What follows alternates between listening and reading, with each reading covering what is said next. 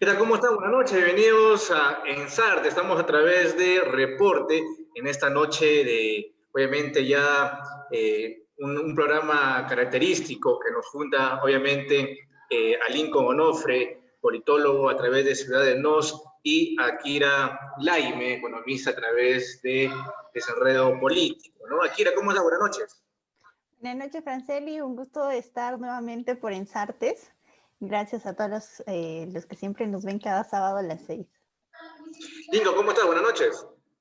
Hola, buenas noches, Chichu y Akira, y nada, de nuevo acá por Ensartes para hablar un poco de todo, del acontecer de toda semana, ¿no? El acontecer local y nacional.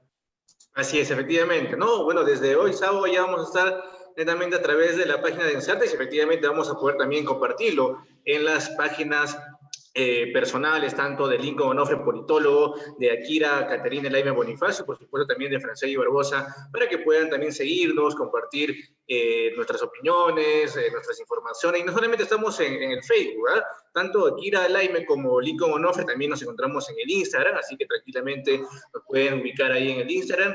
Y también vamos a estar, obviamente, retransmitiendo esta conversación a través de nuestro canal de YouTube, ¿no? Muy bien, ya siendo ya las 6:06 de la noche, vamos a empezar. Lincoln, desde hoy se cuentan 17 días para que finalice esta cuarentena obligatoria que ha dado el gobierno nacional para las provincias de Huamanga y Huanta. ¿Qué hacer en estos 17 días, Lincoln, teniendo en cuenta que la población sigue haciendo del día a día cómo se ha estado ya desarrollando, desenvolviendo desde el 1 de julio del presente año?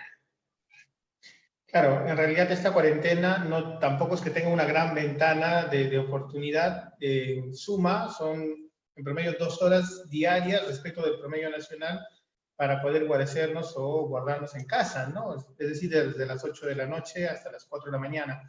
¿Cuánto va a afectar eso en el tema del incremento? Yo creo que no es sustancial si es que no se acompañan de medidas con un enfoque territorial, con un enfoque cultural, con un enfoque de género, con un enfoque, o sea, con un trabajo multisectorial además. Yo creo que necesitamos todas esas miradas y quizás sea oportuno para poder, para que los gobiernos territoriales, tanto regionales como locales, puedan pues proyectar no solo para estos 17 días, sino más allá. O sea, ¿qué va a pasar, diría yo, desde el día 18?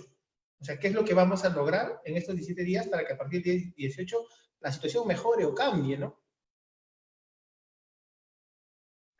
Akira, en ese mismo contexto, por favor, ¿cuál es tu análisis, en este caso situacional, en estos 17 días que alcanzan para finalizar esta primera etapa de la cuarentena? Yo me animaría, Lincoln, Akira, a decir que es una primera etapa de la cuarentena obligatoria, y estoy completamente seguro que el gobierno de Vizcarra incluso va a ampliar esta situación. Akira, desde el aspecto económico, ¿cómo desenvolvernos? ¿Qué hacer? ¿Qué tiene que hacer el gobierno regional, los gobiernos locales, tanto de la provincia de Huamanga y Huanta y sus distritos, tanto que reúnen? Bueno, las medidas, como menciona Lincoln, en esa posición de tener un enfoque territorial que responda a las características sociales que se tienen, también tienen que tener un enfoque de poder organizar y ordenar, ¿no? Y también de planificar, porque este periodo lo que busca es eso, que nos pueda recibir implementándonos, capacitándonos y tener pues por lo menos una planificación adecuada para lo que se va a venir después de esta cuarentena, porque este periodo, como mencionábamos dentro de nuestro chat interno, no es un periodo que nos va a permitir mucho generar grandes expectativas dentro de este corto periodo, pero sí nos va a planificar, ordenar y generar mayor aterrizaje de lo que se va a hacer en la región. Lincoln, ayer al mediodía, la periodista Patricia, que conduce el programa informativo del mediodía en RPP, decía lo que nosotros ya habíamos estado conversando, y en este caso de manera particular tú lo habías estado ya mencionando cuando se dio a conocer esto de la cuarentena obligatoria, es que no se está viendo de manera global, desde los diferentes sectores, el tema de la cuarentena focalizada, por lo menos en el país, obviamente Huamanga y Huanta no son las excepciones. Al respecto, para que la población entienda, es básicamente adecuado o es inadecuado tener un enfoque simplemente desde la salud, o sea, tiene que ver otros sectores también vulnerables, críticos en estos momentos de la pandemia del COVID-19, y qué es lo que la población tiene que sentir o que tienen que exigir a las autoridades tanto regionales como provinciales. Bueno, el comando COVID o las miradas desde el gobierno territorial son una mirada muy parcializada y muy sesgada al tema de la salud. Yo creo que hay una necesidad de mirar otros sistemas que contribuyan justamente a garantizar el aislamiento social. Y esa contribución pasa por un conjunto de mecanismos, por ejemplo, observando los sistemas que hoy en día existen en estos territorios, diferenciando lo rural del urbano. Si nos centramos en lo urbano, por ejemplo, hay que ver el tema de los servicios. Entonces, los servicios que se brinda en Huamanga, por ejemplo, y probablemente también en Huanta, están muy concentrados dentro de esto que llamamos la Huamanga histórica, ¿no?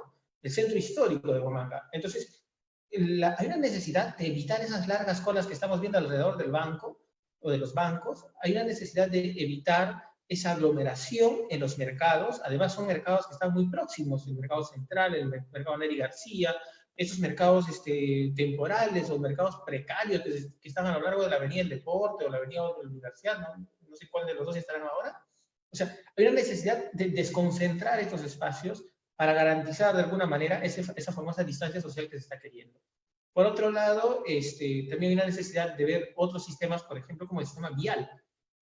Los vehículos siguen frecuentando, transitando entre un distrito y otro, entre una ciudad y otra, inclusive ingresando a las zonas rurales. Entonces, ¿cómo limito ese tránsito? ¿No? ¿Cómo creo o desincentivo ese traslado? Y ahí, creo yo, mirando hacia la zona rural, es necesario retomar algunos mecanismos que ya existen en estos espacios, por ejemplo, los comités de defensa, ¿no? Las rondas campesinas u otras organizaciones que ya han demostrado durante esta pandemia que pueden limitar el acceso de las personas a las zonas rurales. Y en las zonas rurales, por ejemplo, si bien les acuerda, también es necesario habilitar espacios que permitan poner en cuarentena a personas que son externas a estos pueblos para que puedan quedarse ahí 1 o 2 semanas y garantizar su ingreso de manera lo más sana posible. Y esto ya se propuso, o sea, recordarán ustedes hace tiempo, debiera ser a través de las escuelas. Ahí no depende ni siquiera del Ministerio de Educación, sino más bien de los gobiernos locales, de los gobiernos territoriales, sobre todo del gobierno regional, y ya hay experiencia en otras regiones en el país donde la misma población pone en cuarentena a las personas que ingresan, que no viven continuamente en el lugar, los guarecen ahí durante 2 semanas. Entonces, ese tipo de mecanismos es lo que hay que empezar a aplicar y también ver otras decisiones colaterales que van apoyando. Por ejemplo, el tema de la agricultura que se está descuidando en demasía en nuestra región, ¿no? Y probablemente también haya otras que Shakira irá complementando.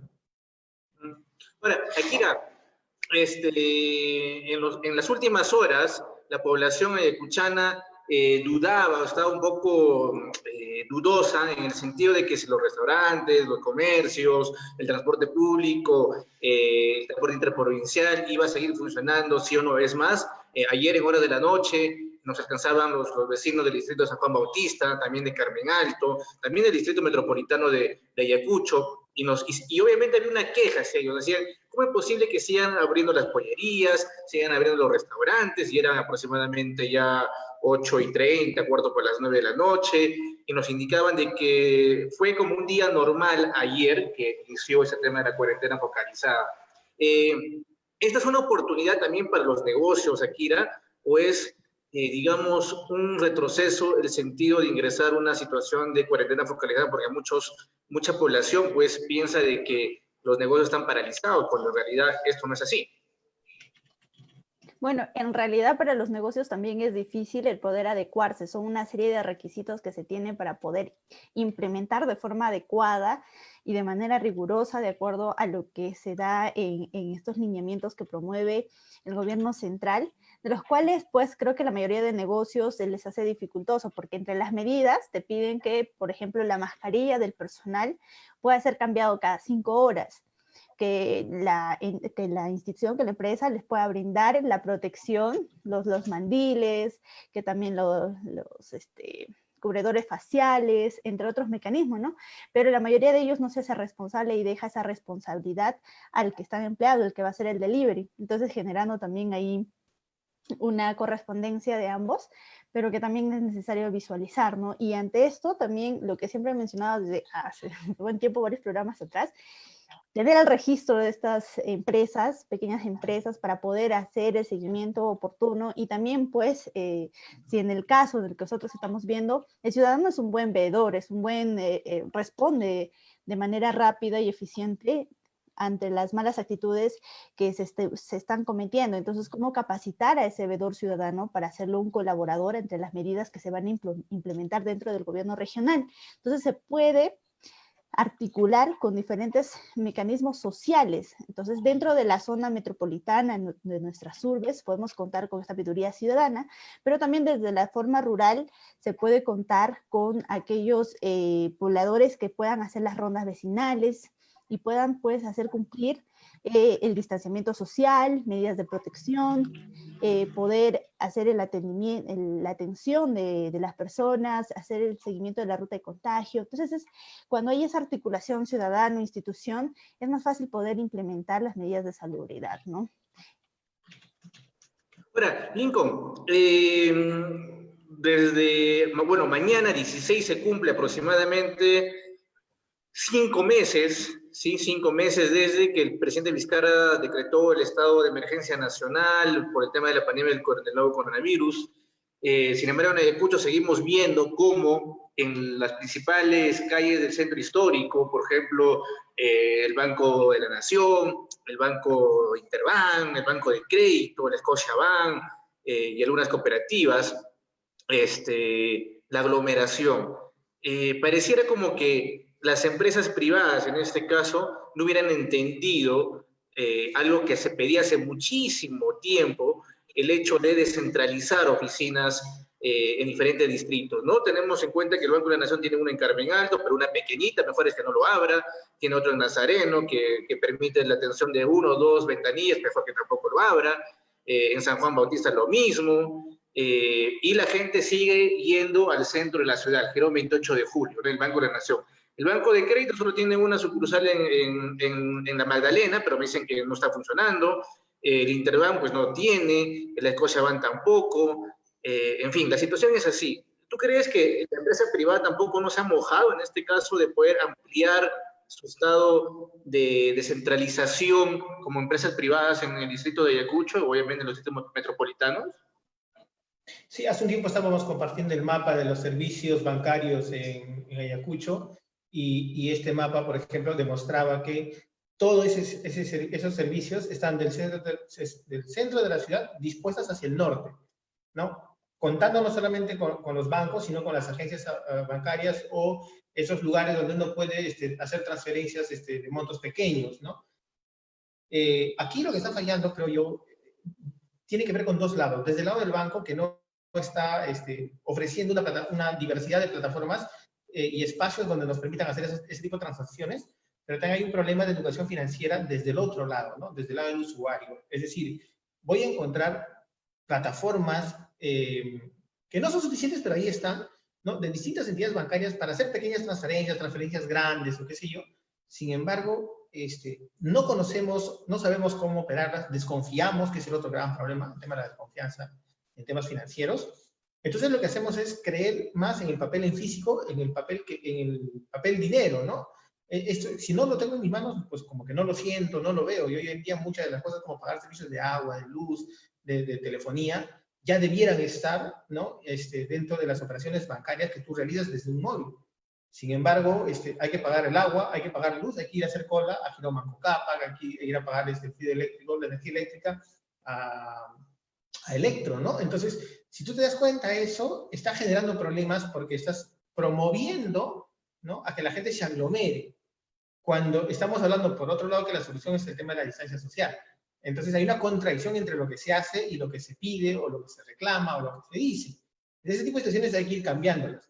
Por otro lado, también estamos viendo que no solamente es un problema de los restaurantes. De hecho, yo sugeriría la necesidad de comprender y advertir si en efecto los restaurantes son zonas de contagio.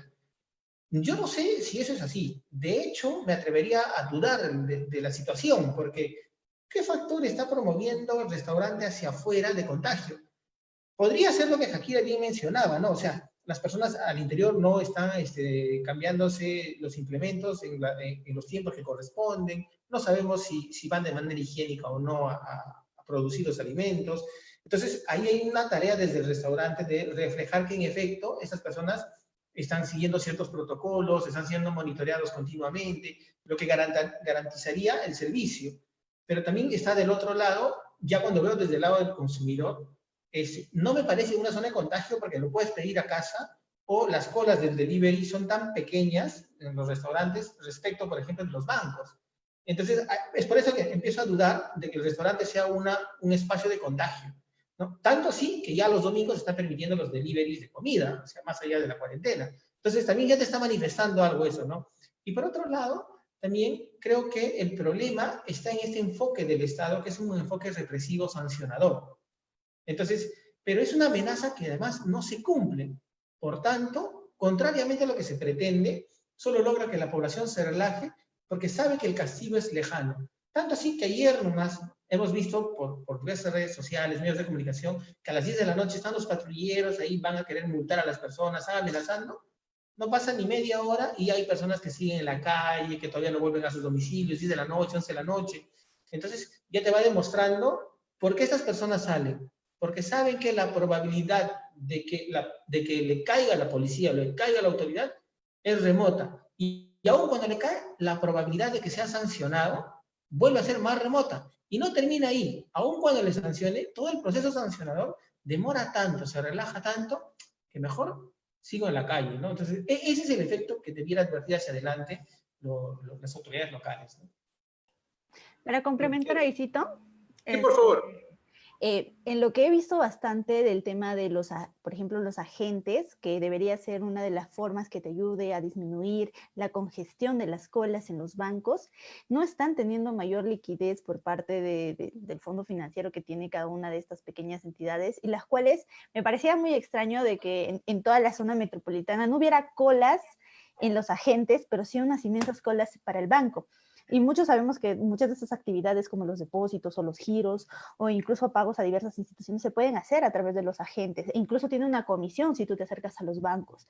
Pero tú te acercas a los agentes y la mayoría no tiene saldos. Solamente están manejando un fondo de entre 500 a 1000 soles. Y cuando tú eres empresario o pequeño empresario, necesitas un fondo un poco mayor. ¿Y qué ha pasado con esta fluidez de dinero que se tenía antes de la pandemia y que ahora pues parece que ya no lo tienen? Entonces cada vez se está congestionando más a que sí o sí tienen que hacer un movimiento necesariamente en el banco, en ventanilla. Entonces, si esto no se focaliza y no se ve, porque siempre hay una razón detrás, entonces si no se analiza de acuerdo a eso, no se va a poder dar una mayor respuesta para atender específicamente a que los agentes puedan atender con mayor fluidez, ¿no? Sí, y justamente, ahí tengo justamente dos preguntas para ambos. Primero, Lincoln, justamente lo que tú decías, la represión, ¿no? Estoy viendo la nota de prensa que ha enviado el gobierno regional de Ayacucho, efectivamente, ¿no? Su nota de prensa empieza con mega operativo, ¿no? Garantizarán cumplimiento de cuarentena y toque de queda. Obviamente ahí es la cuestión represiva. Y nos hacen la pregunta acá por interno. Entonces, en ese caso, ¿cómo evitar la represión? Me dicen aquí, Lincoln. ¿Cómo evitar para que la población entienda de que en horas de la noche, bueno, guardarse un momento en casa, evitar, digamos, salir? Si bien es cierto, pues, a los ayacuchanos nos encanta salir, obviamente, ¿no? Obviamente a todos creo que nos encanta salir de noche, bajo la oscuridad de la luna y las estrellas.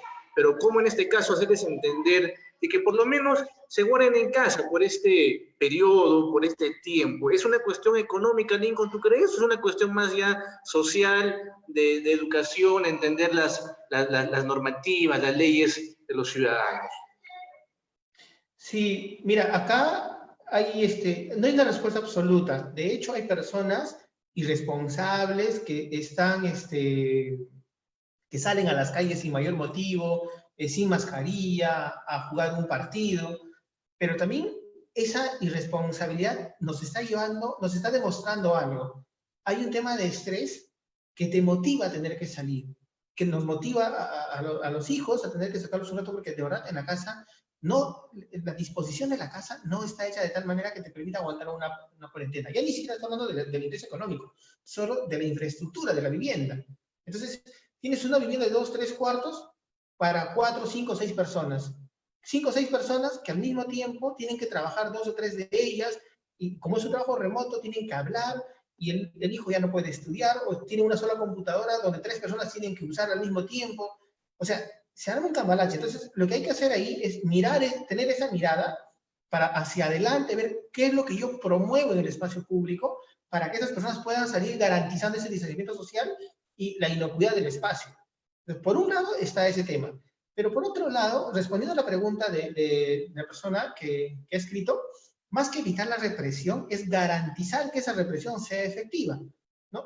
A la par, ¿no? Hay que hacer un trabajo también que garantice el distanciamiento social, la disposición de la ciudad, de los servicios públicos, que nos permitan justamente no tener que, no tener que saltarnos a las reglas, violar las normas, incumplirlas para llegar a ese otro propósito que es sancionador. Además de eso, Pedro ya decía, el abogado Pedro Castilla, ¿no? Bien mencionaba que cómo se hace efectiva esa sanción cuando lo multas en un proceso sumarísimo muy breve y al mismo tiempo lo llevas a hacer trabajos comunitarios. Cuando esto se refleja en la población, basta 1, 2, 3 casos efectivos, vas a ver cómo la población va a empezar a advertir que esa amenaza, que esa sanción que se le pretende poner, realmente se va a cumplir. Entonces ahí las personas tienden a retroceder, porque son conductas más colectivas, ¿no?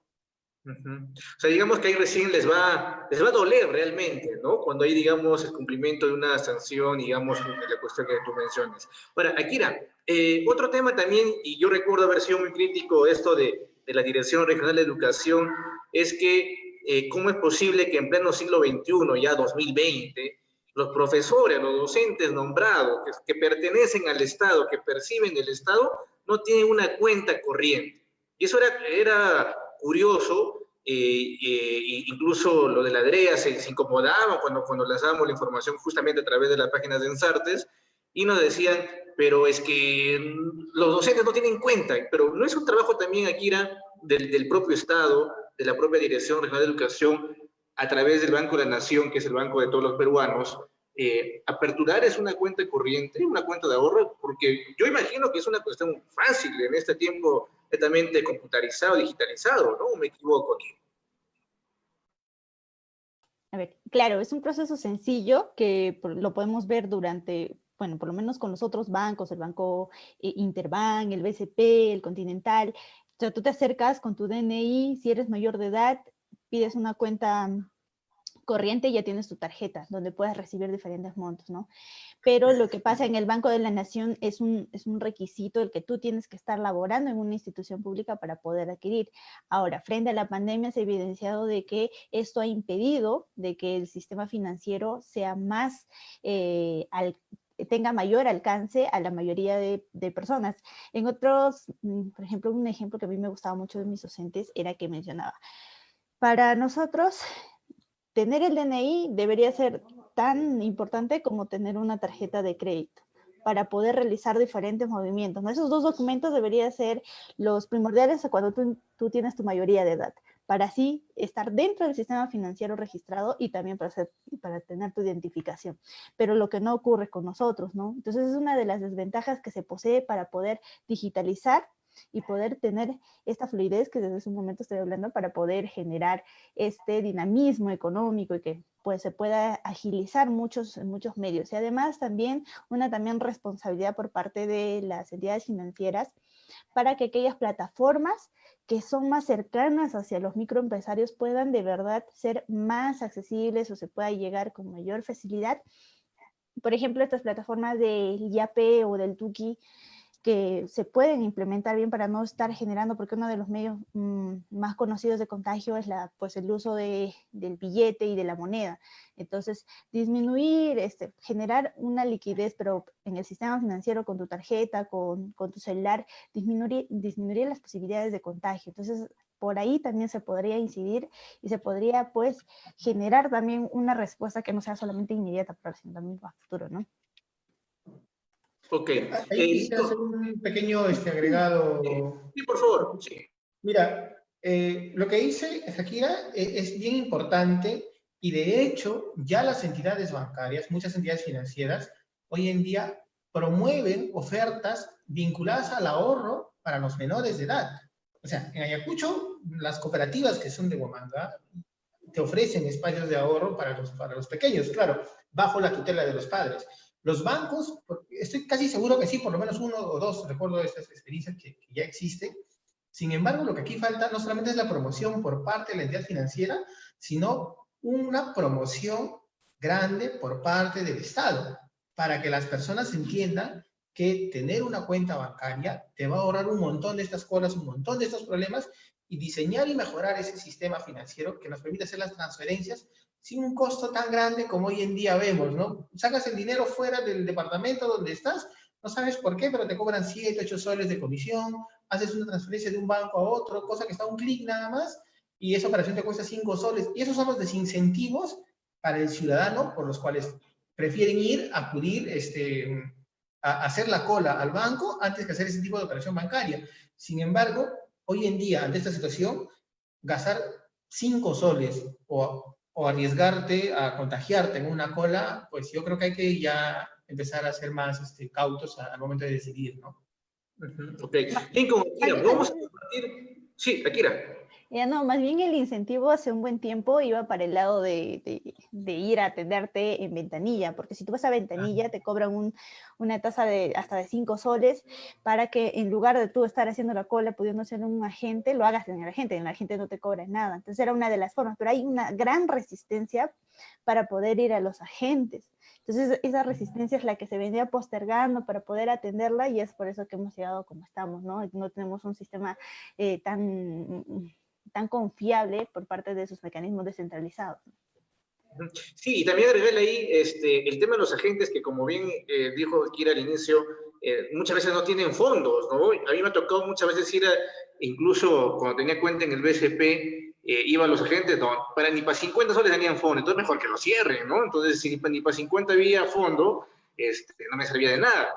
El Interbank, por lo menos, no es que le haga cherry, no es que me esté dando publicidad, pero por lo menos el Interbank me ha generado mucha más satisfacción en el tema de los agentes y de la aplicación móvil, que por lo menos en lo personal, que lo he podido experimentar, me ha ahorrado muchísimo el trabajo, tanto de pagos, de hacer depósitos, giros, y obviamente con esta nueva también experiencia a través del Tunki, si no me equivoco, y el Yape, ¿no? ¿Sí? Del Interbank y justamente del BCP, que también vienen haciendo, incluso a mí me alegra mucho que el padre Percy Quispe, ¿no?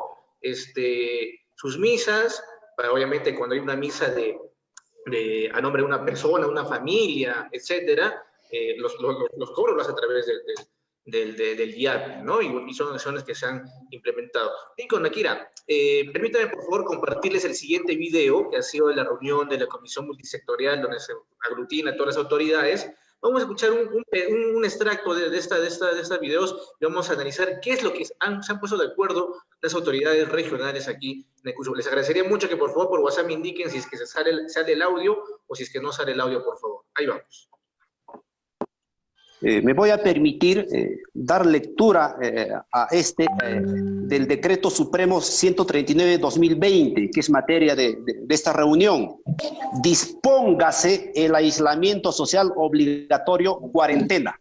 Se establece esta primera medida administrativa del aislamiento social obligatorio. De manera que todos estamos en la obligación de guardar aislamiento social obligatorio.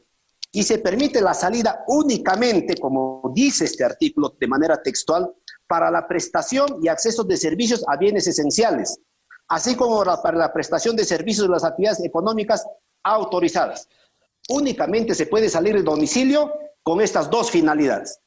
En los demás casos, tenemos que guardar aislamiento social obligatorio durante las 24 horas, los 7 días de la semana.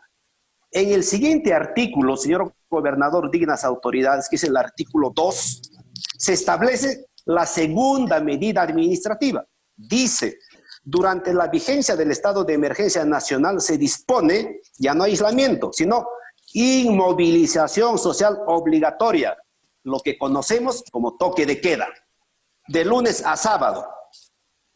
Entonces, en el anterior artículo se establece el aislamiento social obligatorio, que autoriza únicamente la salida excepcional en determinados casos, y en este otro artículo se establece el toque de queda, que es la inmovilización social. Entonces, entendemos que hay dos medidas diferentes.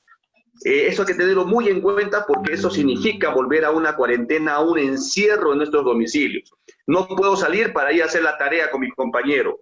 No puedo salir para ir a un baby shower, a un cumpleañeros. No puedo salir para ir a jugar al mercado. No puedo salir en grupos para ir a hacer las compras. Creo que es importante esa precisión que han realizado, así que la compartimos, estimado gobernador. Hemos coordinado con nuestra prefecta para que sus subprefectos y tenientes gobernadores estén atentos y ante una convocatoria con objetivo político, un tema de imagen política que en este momento hay que dejarlo de lado, intervengan de inmediato la Policía Nacional del Perú y el Ministerio Público. Eso también hay que recordarlo porque muchos de nuestros alcaldes, usted, estimado gobernador, nuestra vicegobernadora, se han contagiado cumpliendo su trabajo. Pero algunos otros, más bien innecesariamente, se han expuesto y han expuesto a la población, ¿no?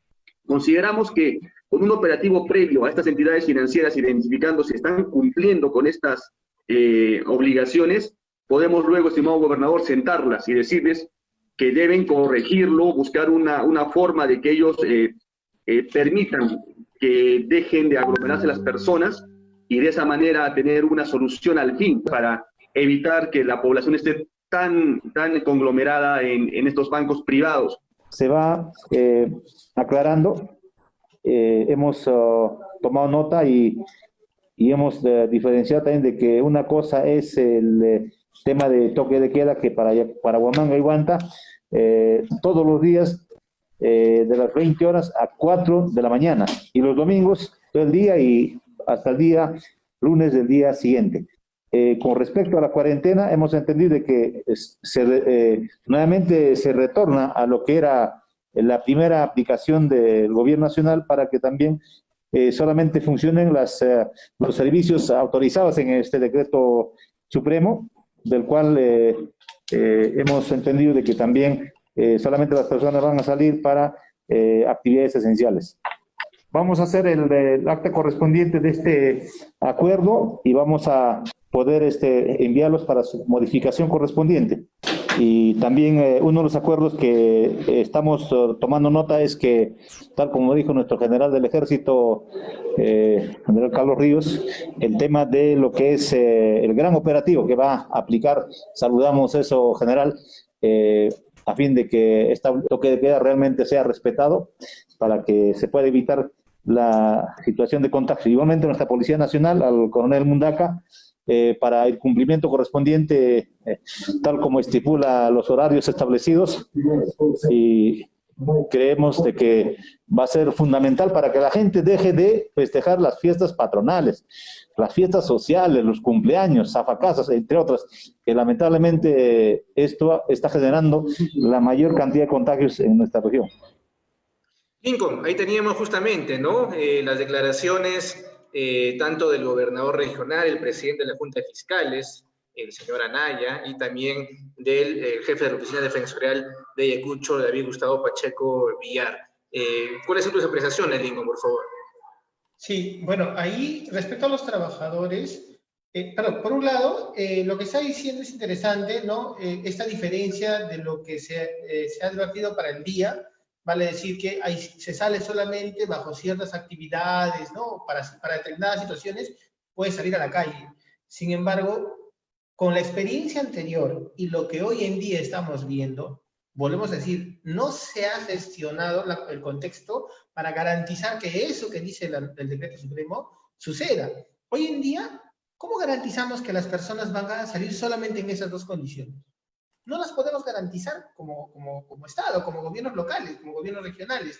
Entonces, al no poder hacer eso, no se está cumpliendo la norma, ¿no? Hoy día, si tú te das cuenta en Huamanga, quienes se mueven, quienes han salido a las calles, quienes han salido el día de ayer, son personas que van de a dos, en pareja, o sea, te das cuenta que no están haciendo caso a la norma porque el mismo Estado no puede garantizar que esa norma se cumpla. Al menos lo del día. Lo de la noche, ya bueno, por la fuerza, la gente a partir de las 8, claro, a partir de las 8 tiende a no salir. Respecto a los trabajadores, también hay una necesidad de garantizar los implementos y las condiciones de aislamiento de quienes van a laborar tanto a las calles o en las oficinas de los gobiernos locales, de los gobiernos regionales o de cualquier otra institución. Y eso se está descuidando. Yo aquí quisiera solidarizarme, más bien, y nos solidarizamos, creo, todos aquí en esta mesa, con los trabajadores, por ejemplo, de los municipios, porque a ellos los están instando a ir a trabajar a las oficinas, a ir a trabajar a las calles, ¿no? Porque se necesita, probablemente sí, en algunos casos, no en todos. Sin embargo, la pregunta es, ¿qué garantías ofrecen las autoridades locales para las familias de aquellas personas que han fallecido en el cumplimiento de su trabajo? Ya tenemos 3, 4 personas que han fallecido, por ejemplo, en la municipalidad de Huamanga. ¿Quién está velando por sus hijos? ¿Cuál es el régimen en el que ellos han estado? Por ejemplo, si es un CAS, si es una persona que ha trabajado con orden de servicio, ¿cuál es la garantía que le ofrece la municipalidad? No solamente a la persona que está haciendo trabajar, sino también a la familia que está dejando, que depende económicamente o dependía económicamente de ese trabajador que ha fallecido. Entonces, ese contexto, ¿quién lo está viendo? ¿Quién está asumiendo? Exacto. Akira, por favor, sobre el mismo tema.